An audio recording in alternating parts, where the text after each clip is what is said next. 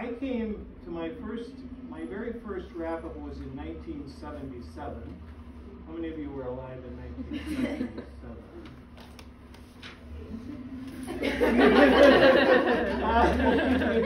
Come on, man. So I was not a founder of the center. People often ask me that. As Tyler pointed out, the center is 51 years old this year, and I've been here about 44 years.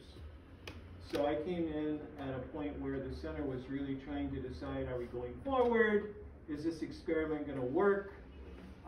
Who are we?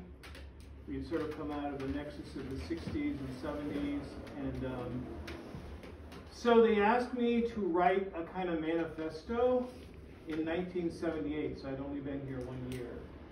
And I found it the other day, and I was reading it, and I want to read you a couple of paragraphs. And you've already talked about some of these things, so this won't be new, but I just want you to think, this is where we started in 1978. And this is what you've all shared today. So here's one paragraph. The cooperative structure which brings students and staff and board into dialogical, world-conscious relationships stands at the center of who we are. We are for each other in our consciously developing individual selves. We are in tune with a hope for just relationships among ourselves and between ourselves and others, which we consciously try to reflect at a level of responsibility and accountability to the values and beliefs which we espouse. Okay, and I think that's been true of everything I've heard today. So I want to read this other paragraph because this helps you understand why we're here. Not just in Hyde Park, but in Chicago as such. The city challenges the content of learning at the center. To ignore its stark contrast, to pass over the consequences of its power arrangements, to shrug off its reservoir of human expression is to deny the sharp relief of its instructive texture.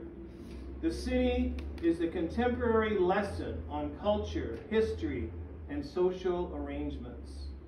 If self-directed experiential learning does not pry up the edges around the city and utilize the instruction of the city, it is not fulfilling goals central to the Chicago Center's philosophy and reason for being.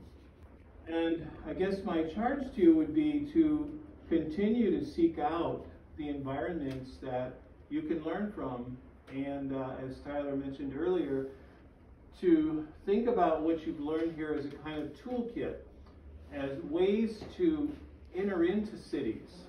You know, when you come to Chicago or you introduce your friends, parents, other people to the city, you now have a basis for going beyond Michigan Avenue, the Bean, Macy's, to really, take them to the interesting parts of the city. Pilsen, Uptown, Logan Square, Englewood, Roseland, places that people just don't really ever go to, but are really rich in culture, history, and a lot of other things. So thank you all, and Godspeed.